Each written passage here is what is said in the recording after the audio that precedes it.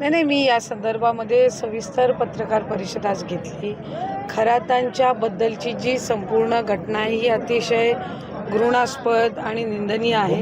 राज्याचे मुख्यमंत्री देवेंद्र फडणवीस साहेबांनी या संदर्भामध्ये SIT स्थापित करून एक सीनियर महिला अधिकारी, पोलीस अधिकारी या संदर्भामध्ये त्याच्यामध्ये नेमण्यात आलेले आहेत आणि राज्याचे मुख्यमंत्री म्हणून जी आदरणीय देवेंद्र फडणवीस साहेबांची भूमिका आहे तीच मंत्रिमंडळ म्हणून आमच्या सगळ्यांची भूमिका आहे की या संबंध प्रकरणामध्ये ज्या महिला आहेत, ज्या पीडित महिला आहेत त्यांना न्याय मिळाला पाहिजे आणि या संदर्भातली सखोल चौकशी होऊन जी काही कडक कारवाई आहे किंवा शिक्षा आहे ती झाली पाहिजे। खरं तर ज्या दिवशी सुनेत्रा काकी राष्ट्रीय अध्यक्ष झाल्या त्याच दिवशी आदरणीय प्रफुल्ल पटेल साहेब असतील आणि तटकरे साहेब असतील या दोघांच्यासुद्धा नेमणुका झाल्यात।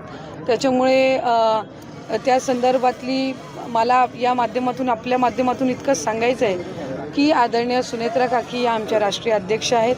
त्यांच्या मार्गदर्शनाखाली राष्ट्रवादी काँग्रेस पक्ष जे आदरणीय अजितदादांच्या नेतृत्वाखाली त्या ठिकाणी कार्यरत होतं ते आता सुनेत्रा काकींच्या नेतृत्वाखाली कार्यरत आहे आणि आम्ही सगळीच मंडळी कार्यकर्ते म्हणून त्यांच्या पाठीशी या पक्षाचा आमच्या पक्षाचा विस्तार हा करण्यासाठी मजबूतीने उभे आहोत। त्यांनी असं म्हटलं असेल ज्यांनी चुकी केली त्यांना भोगावं लागेल, ज्यांनी चूक केली असेल त्यांना भोगावं लागेल।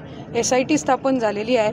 या संदर्भामध्ये राज्याच्या मुख्यमंत्री महोदयांनी पहिलीच ही स्पष्टता दिलेली आहे की वेगवेगळ्या पक्षाचे, मग ते शिवसेना उद्धव बाळासाहेब ठाकरे गट असो, शिवसेना शिंदे साहेबांची असो, राष्ट्रवादी काँग्रेस पक्ष अजितदादा असो, राष्ट्रवादी काँग्रेस पक्ष पवार साहेब असो, भारतीय जनता पक्ष असो, आणखीन काही असो, वेगवेगळ्या पक्षांच्या नेते मंडळींचे त्या ठिकाणी फोटो आलेले आहेत। ते सार्वजनिक कार्यक्रमातले आहेत।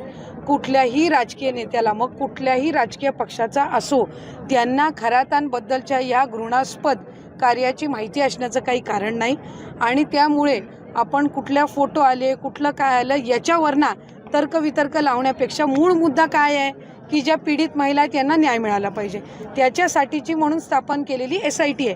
त्याच्यामुळे विषयांतर होण्यापेक्षा सर्व राजकीय पक्षाच्या नेत्यांना हा मिळालेला एक धडा आहे की आपण कोणाकडेही कुठल्याही पद्धतीनं, मग भविष्य असो, कोणाकडं काही कन्सल्टेशन असो, कोणाकडे सार्वजनिक कार्यक्रमामध्ये असो, भेटत असताना किती जबाबदारीने आपण सगळ्यांनी भेटावं हे खरातांच्या या संबंध प्रकरणातून सर्व राजकीय मंडळींना मिळालेला धडा आहे। पण हे सगळं असताना मूळ SIT स्थापन झालेली आहे आणि त्याच्यातून जे काही सत्य आहे ते त्या ठिकाणी समोर येईल।